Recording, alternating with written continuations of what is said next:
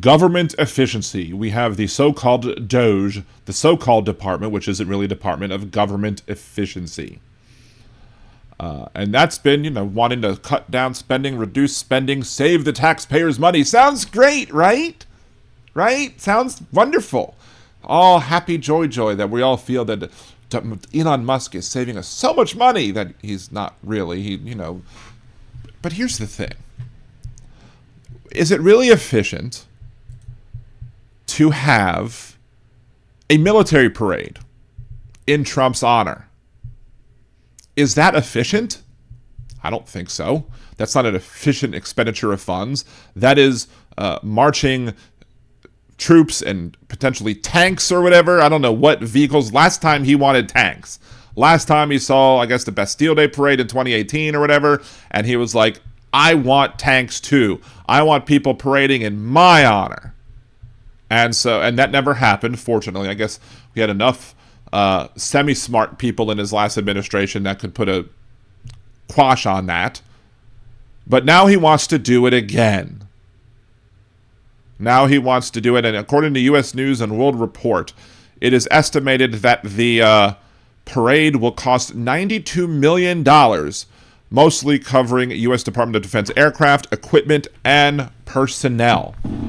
Now, that was $92 million back in 2018. However, on July 4th, 2019, there was a Salute to America, whatever, that was $5.3 million. And Washington, D.C. had to cover about a third of the costs.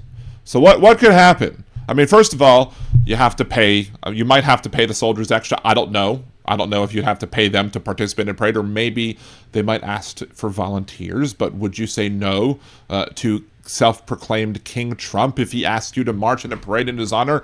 Cadet, the president wants you to march in a parade in his honor. Do you say yes? I actually don't feel like it. Are you saying no to your king? You're denying your king's request? Well, maybe I should take part in it. So no, I don't think that people are going to, just willingly say no to the president if they're asked to, or if they're ordered to take part in this parade. Also, what about, the cost or the damage that could happen to infrastructure? I'm sure the streets of Washington, D.C. can't handle the weight of tanks on them. So you may ruin infrastructure, you may crack roads, you may do whatever happens to the infrastructure. That's money that's going to have to come out of the government's money. That's going to have to be paid for by government. I'm sure the DC would be like, well, y'all should pay for this because y'all damaged it. And Trump would be like, no, that should not be me. I shouldn't have to pay for it. You should support your president by paying for this. Right? So, yeah, that is not an efficient way to spend funds. It's not an efficient way to deal with the military. You're wasting jet fuel. You're wasting all the, the gasoline or whatever, whatever fuel is used to power our tanks and other military vehicles that would be paraded down the street. You'd have to pay for extra security. You'd have to pay for all of the other needs, like putting up barricades, setting up the presidential viewing station, making sure that you have the bands play Happy Birthday to Donald Trump, because that's when he wants it to happen. He wants it to happen on his birthday. Now, his birthday happens to also, which is June 14th. Now you know that, so now you can know when to send him a gift. As it happens to also be the 250th anniversary of the U.S. Army for that massive military parade. So he, of course, is going to say, "I'm not doing this for me. I'm doing this because it is the 250th anniversary of our great and wonderful military, and we should be celebrating them." And of course, his supporters are going to be like, "Oh, that sounds like a good idea, then," not realizing the fact that he's doing it because it's his birthday, and he, like other dictators of the planet, want military parades in his defense. He's a Gemini. Does that mean that, of course, he wants a parade in his honor because he's a Gemini, 250 kilo ohms? or yeah, I mean, I'm a Taurus on the cusp of Gemini because I'm May 20th, so I'm just right there. So I've seen some people have said that they've seen some Gemini traits in me. I don't put much stock into all of that stuff, even though I am very romantic and stubborn and bullheaded, which does fit Taurians. But is that because I am, or is that because I'm actually just, just happens to be a coincidence? Correlation, not Caucasian, right? So maybe that's one of the malapropisms I should use. I'm Gemini sad. I'm sorry, 250 kilo ohms. Lisa Green, I love Taurus men. Well, hello there. Or I should say, how you doing? Anyway, why wouldn't anybody not love a Taurus man, right? I mean, come on. We're the best. Nobody, there's no better astrological, I've said astronomical. There's no better, actually Trump would probably say astronomical.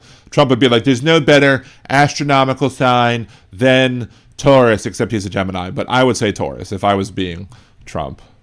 It's funny because 250 kilo ohms and Krista both say he's a Gemini in both chats. That's funny.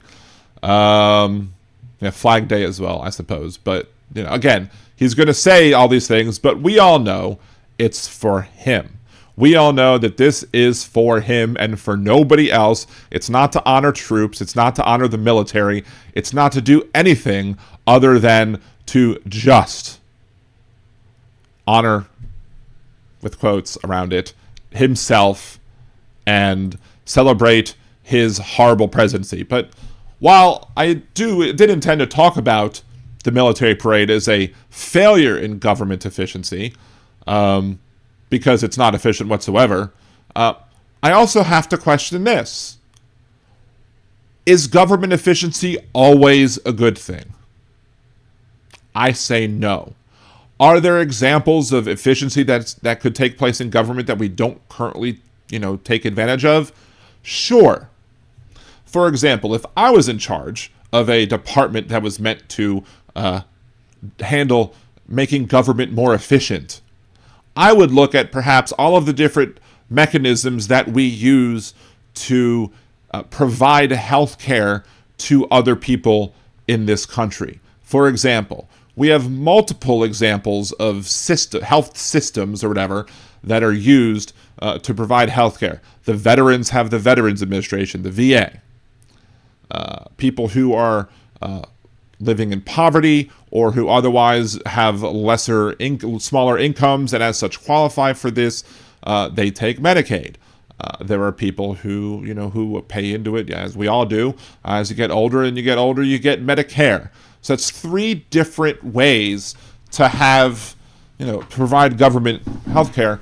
Wouldn't it be more efficient to have everyone operating kind of under the same administration?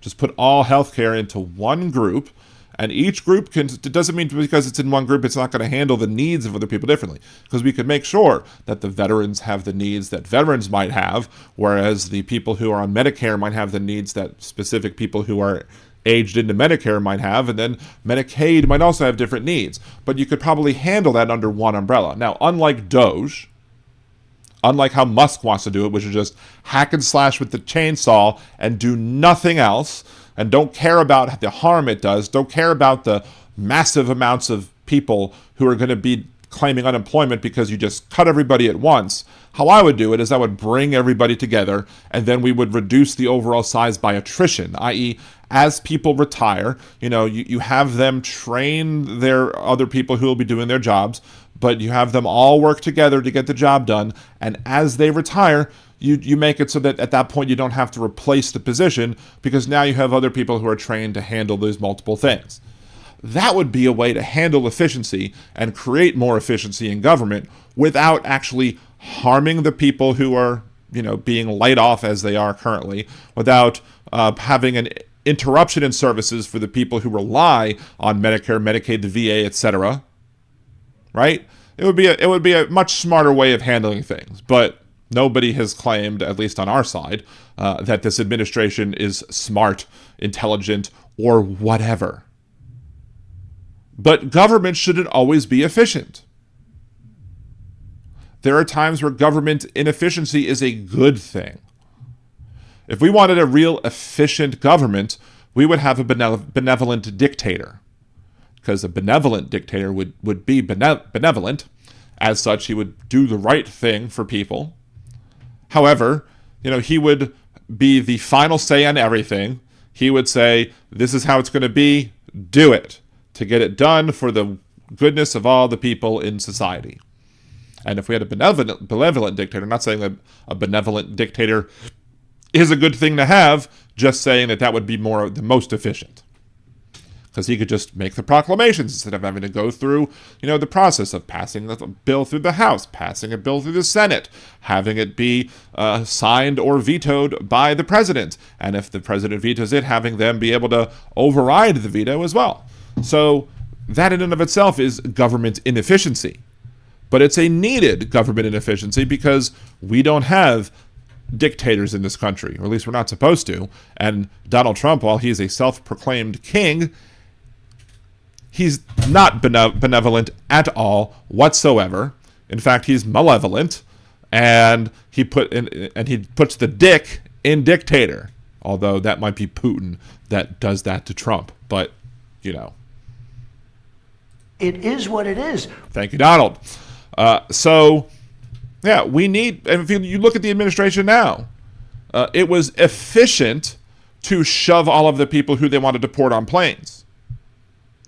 It was efficient to not have checks and balances to make sure that, these people who are getting deported actually should be deported. Should we deport people? I'm sure there are plenty of people that need to be deported. Fine, whatever. But when you are doing it in a efficient way, you cause people to be harmed. And as the Supreme Court ruled, even though it was a 5-4 to take away the TRO, it was 9-0 that the Supreme Court justices said every person who is to be deported needs to be notified of the deportation in writing and has to be given ample time, adequate time, a reasonable amount of time to file a writ of habeas corpus. So that is an inefficiency. But it's a needed inefficiency because we need to be able to check the power of the federal government. And what happened to conservatives? Conservatives used to not support at all the idea that, we should have a powerful, strong federal government. They wanted power in the states. They never liked the idea of a big federal government that didn't have checks on the federal power. I guess that was until they had King Trump, and they worship him in the ground he walks on. He's the second coming of Jesus to them. He probably is better to Jesus than them. If you asked MAGA supporters, I'm sure they would poll at least 50-50, if not more, that they love Donald Trump more than they love Jesus, especially the self-proclaimed Christian folks or whatever. But even in business, like they might say, we should have government run like a business. Well, there's no way that I want government run like a business that was run by Donald Trump, because we all know businesses run by Donald Trump. He used them to cash out money and then leave other people holding the bag. More on that in a little bit, because that's going to be another video that we're going to be recording and talking about live.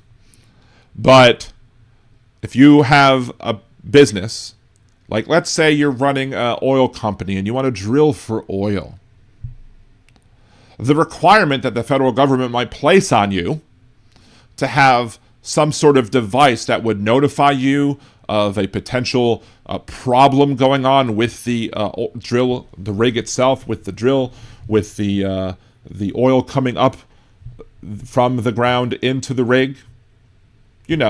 Things like that might warn you or even stop a problem from happening is an inefficiency, right? That's inefficient. It means that company has to spend more money to conduct its operations or conduct their operations. And we all saw with the Deepwater Horizon, the Gulf oil spill, that took place in the Gulf of Mexico that killed 11 people. The inefficiency would have saved lives. The inefficiency would have also helped to save fishermen who live on the coast who couldn't fish and get shrimp or oysters or whatever because their seafood was now contaminated by oil. Now, of course, the lives lost to me is more important than the people who lost their livelihood. I feel sorry for the people losing their livelihoods, but the lives lost is the more important thing. But unfortunately, to conservatives, that's not how you get through to them. You get through to them by talking about how the people lost money in business.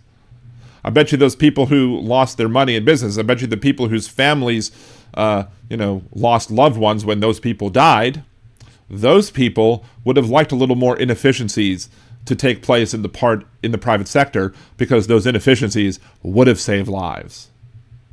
Because inefficiency, or efficiency, I should say, is just another way of saying we're going to cut corners in some cases. I'm not saying that all efficiency is bad. I'm not saying that all efficiency is going to result in bad things happening.